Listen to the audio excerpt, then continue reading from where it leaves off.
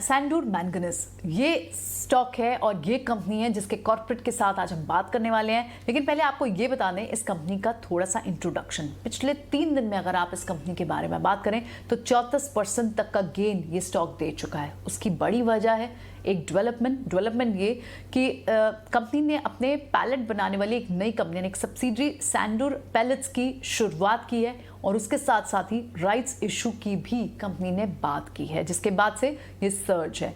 आज इसी सारे मैटर्स पर हम मैनेजमेंट के साथ कॉर्पोरेट के साथ बात करेंगे। हमसे खास बातचीत में जुड़ेंगे कंपनी के मैनेजिंग डायरेक्टर बहिरजी ए घोरपड़े।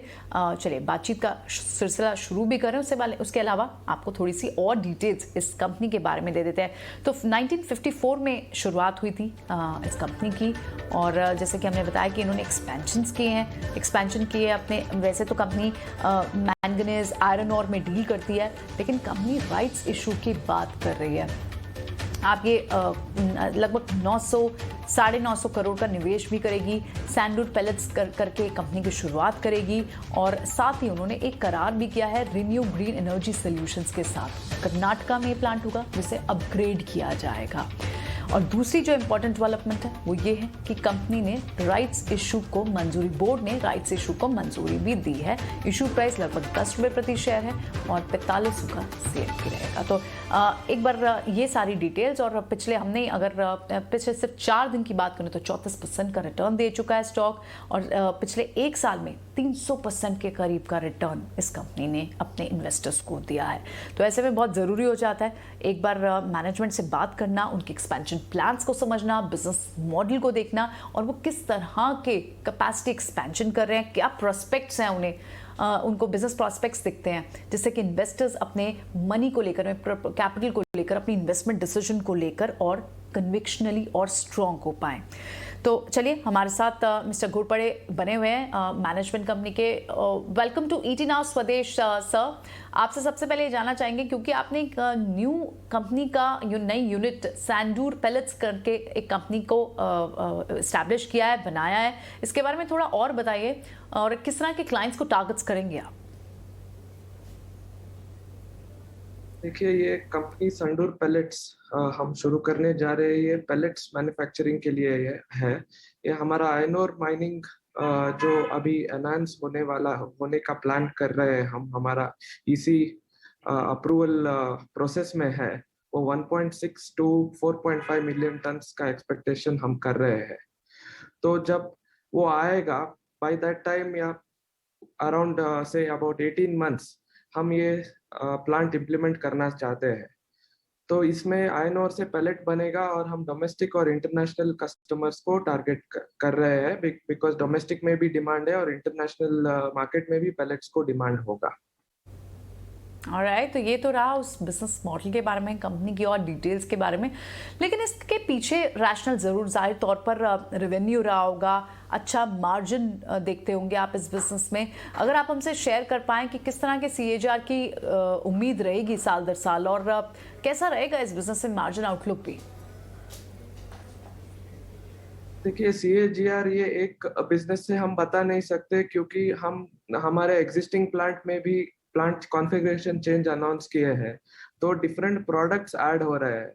तो ओवरऑल CAGR ग्रोथ डेफिनेटली बहुत अच्छा होगा क्योंकि पूरा इंटीग्रेशन हो रहा है। माइन से आयरन ओर और मैंगनीज ओर माइनिंग कर रहे हैं हम। अभी फेरोलॉयज भी प्रोड्यूस कर रहे हैं और कोक प्रोडक्शन भी हमने जनवरी 2020 से 2021 से कमीशन किया पूरा प्लांट हमारा। तो अभी ये future ductile iron pipe plant का भी हमने अनाउंसमेंट किया है और पैलेट सबके साथ ओवरऑल CAGR ग्रोथ अच्छा होगा। ऑलराइट, मिस्टर घोरपड़े, आपने राइट्स इशू भी अनाउंस किया है और इस पर अगर आप डिटेल्स और दे पाएँ, जैसे आप वॉल्यूम किस तरह के 3 टाइम्स हम देख रहे हैं कि आप वॉल्यूम एक्सपेक्ट कर रहे हैं। आपको लगता है कि निवेशक 10 रुपये प्रति शेयर के भाव पर जो दे रहे हैं मार्केट में और शेयर करीब 5,000 रुपये के भाव पर अभी फिलहाल ट्रेड हो रहा है, थोड़ा सा और क्लैरिटी इस पर चाहिए थी।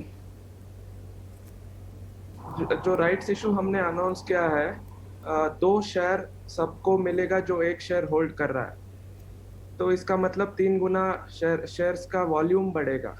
इसका हमने ये अनाउंस किया है क्योंकि हम एक 68 ईयर ओल्ड कंपनी है और हमारे साथ बहुत सारे लॉन्ग स्टैंडिंग शेयर होल्डर्स हैं, तो इनको रिवॉर्ड मिलना चाहिए। इस उद्देश्य से हमने ये राइट्स इशू अनाउंस किया है।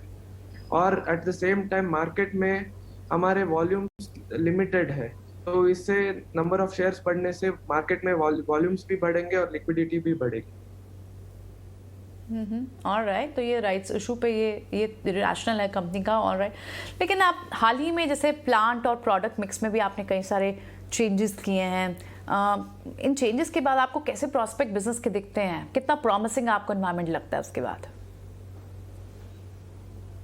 इसमें तो डेफिनेटली अच्छी ग्रोथ हम एक्सपेक्ट कर रहे हैं, क्योंकि पहले प्लांट कॉन्फ़िगरेशन चेंज में हमने हमारे करंट फेरोअलॉय ऑपरेशंस का एनहांसमेंट ऑलमोस्ट डबल किया है। तो 48,000 टन सिलिको मैग्नीज रहता था, अभी हम 95,000 टन्स प्रोड्यूस कर सकते हैं।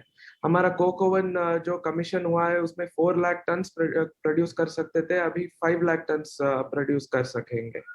और हमारा न्यू यूनिट भी ऐड होने का हमने कॉन्फ़िगर किया है, जिसमें डक्टाइल आयरन पाइप्स प्रोड्यूस होंगे और 3 lakh tons ductile iron pipes एक बहुत सब्सटेंशियल क्वांटिटी है और ऑलमोस्ट टॉप 10 देश के प्रोड्यूसर्स में हम जाएंगे। और ये जो प्रोडक्ट है ये इंफ्रास्ट्रक्चर डेवलपमेंट और देश का इरिगेशन और वाटर सप्लाई डेवलपमेंट में जाता है। तो गवर्नमेंट ने बहुत सारे स्कीम्स अनाउंस किए हैं, जिससे डेफिनेटली ये प्रोडक्ट का डिमांड होगा। तो इसलिए हमने ये प्लांट चेंज कॉन्फ़िगरेशन का प्लान किया। ऑलराइट, काफ़ी रॉबस्ट प्लान है आपके मिस के घोरपड़े। तो ऐसे में अपने कुछ ज़रूरी कैपेसिटी एडिशन को लेकर, कुछ फंड इन्फ्यूजन को लेकर, कैपिटल रेज करने को लेकर और क्या डिटेल्स आप हमारे साथ शेयर कर सकते हैं और क्या टाइम फ्रेम रहेंगे? Broadly capex plan next 2 years में कंप्लीट होगा और रेवेन्यू भी इम्पैक्ट ऑलमोस्ट एंड ऑफ से मार्च 2024 तक आने लगेगा। ऑलराइट, ठीक है। साथ ही इंफ्रा सेक्टर में अब जैसे सरकार भी काफ़ी निवेश कर रही है, कई सारे बड़े प्रोजेक्ट्स, बिग प्रोजेक्ट्स आपको बजट में भी अनाउंस हुए और PLI स्कीम के जरिए भी कई सारे स्पेसेस को बूस्ट करने की यहाँ कोशिश कर रही है। आपको कैसा एनवायरनमेंट मिल रहा है? डेफिनेटली ग्रोथ एक्सपेक्टेशन बहुत अच्छा है, क्योंकि आप देख रहे हैं metals and mining sector grow हो रहा है और गवर्नमेंट भी इंफ्रास्ट्रक्चर और दूसरा डेवलपमेंट के लिए पुश कर रहा है। तो और गवर्नमेंट का विजन भी है कि स्टील मैन्युफैक्चरिंग टू 2030 तक 300 मिलियन टन्स तक पहुंचे।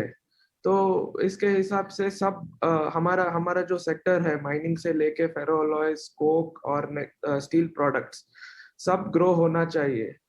तो हमारा बहुत पॉजिटिव आउटलुक है ये हमारे सेक्टर के लिए। मिस्टर घोरपड़े, मेनली आपका जो बिजनेस है वो माइनिंग का है और मार्जिन काफ़ी मजबूत रहते हैं, लेकिन हाल ही में हमने देखा कि जिस तरह के प्रेशर सप्लाई की दिक्कतें हैं उससे मार्जिन्स पर थोड़ा बहुत प्रेशर तो कई सारे सेक्टर स्पेसेस को है। क्या आपको भी कोई दिक्कत आई है?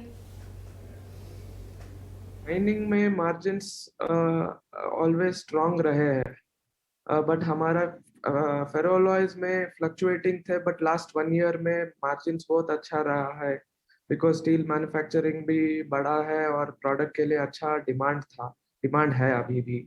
और कोक मार्केट भी अच्छा ग्रो हुआ है और उसके मार्जिन्स भी अच्छे इम्प्रूव है। बट ये मार्केट साइक्लिकल हो सकता है, मार्जिन्स कभी कभी अच्छे रहेंगे, थोड़ा श्रिंक भी हो सकते हैं, बट जनरली अभी नेक्स्ट फ्यू मंथ्स या next up to an year positive दिख रहा है। बट हाँ, अनसर्टेनिटीज का हम बोल नहीं सकते, जैसे अभी रशिया यूक्रेन क्राइसिस से थोड़ा इम्पैक्ट हुआ और कोकिंग कोल मार्केट में प्राइसेस बढ़े, तो वो हो सकता है, बट जनरली पॉजिटिव आउटलुक है। ऑलराइट, तो थोड़ा सा अनसर्टन एनवायरनमेंट तो है और मार्जिन को लेकर क्लियर उन्होंने आउटलुक भी शेयर नहीं किया है। बिल्कुल, शुक्रिया बहुत बहुत मिस्टर घोरपड़े हमसे बात करने के लिए। तो आज हम मैनेजमेंट से बात करते सैंडूर मैंगनीज के और वो अपना आउटलुक शेयर कर रहे थे, अपना बिजनेस आउटलुक शेयर कर रहे थे और बता रहे थे कि किस तरह के चैलेंजेस या पॉजिटिव एनवायरनमेंट उन्हें मिल रहा है जो बिजनेस को ग्रो करने में मदद कर पाए। अब एक बार एक फंडामेंटल चेक ले लेते हैं। हमारे साथ आस्था जैन बनी हुई है। आस्था, आपने अगर सुना हो मैनेजमेंट को तो सबसे बड़ी आयरन और बड़ी मैग्नीज और माइनर है ये कंपनी, माइनिंग में है, और माइनिंग में मार्जिन खैर ज़्यादातर अच्छे रहते हैं, पर जिस तरह से अनसर्टन एनवायरनमेंट रहता है इस स्पेस के लिए आपको कोई चैलेंजेस दिखता है? कैसे ट्रैक कर रही हैं आप इस पर्टिकुलर कंपनी को? Good afternoon. देखा जाए तो देखिए, संदूर मैग्नीज की अगर मैं बात करूं तो ये बहुत पुरानी कंपनी है, लगभग 60 साल पुरानी कंपनी है, और दूसरी तरफ लोएस्ट कॉस्ट आयरन ओर और manganese iron ore mining business में है। और ये कंपनी पूरा एक तरह से ट्रांसफॉर्मेशन हो रहा है इस कंपनी में, क्योंकि एनवायरमेंट क्लियरेंस की अगर हम बात करें तो वहाँ पे भी इनको लिमिट्स वगैरह जो हैं जो होती हैं आयरन और माइनिंग ऑपरेशंस के लिए, या नए कोक बिजनेस जो इन्होंने न्यूली सेटअप किया है उसमें भी काफी बढ़िया इनको वहाँ पे भी एक्सपेंशन हो रहा है। मेरे हिसाब से ये कंपनी मुझे फंडामेंटली काफी ज्यादा यहाँ पे स्ट्रॉन्ग लगती है, और आगे जाते हुए हमें ऐसा लगता है कि और भी ज्यादा तेजी इस काउंटर में हमें देखने को मिलेगी, क्योंकि जो इन्होंने रिजल्ट भी दिखाए थे दिसंबर क्वार्टर के, यानी कि क्वार्टर तीसरे जो वित्तीय वर्ष 2022 है उसमें बहुत बढ़िया इन्होंने यहाँ पे परफॉर्मेंस दिखाई थी। तो हर पैमाने पे मुझे ये कंपनी अभी तो ठीक लग रही है, और मेरे हिसाब से यहाँ पे हमें जो भी पोजीशन ली हुई है उनको यहाँ पे पोजीशंस को कंटिन्यू करना चाहिए। 4850 के आसपास का ट्रेड अभी हम इस काउंटर में होता हुआ देख रहे हैं। मेरे हिसाब से ऊपर में एक बार यहाँ पे जो लेवल्स हमें देखने को मिलेंगे वो 5000 5200 तक के भी रह सकते हैं। तो लॉन्ग टर्म के लिए बिल्कुल यहाँ पे होल्ड करना चाहिए, और जो आने वाले नतीजों हैं उस पर यहाँ पे एक कड़ी नजर रखनी चाहिए। ऑलराइट, तो अपकमिंग रिजल्ट्स पर नजर और अच्छी कंपनी फंडामेंटली चेक आस्था में करते हुए ही बता रही हैं कि 5200 तक के लेवल्स आप इस स्टॉक पर देख सकती हैं। चलिए, बहुत बहुत शुक्रिया आस्था इस जानकारी के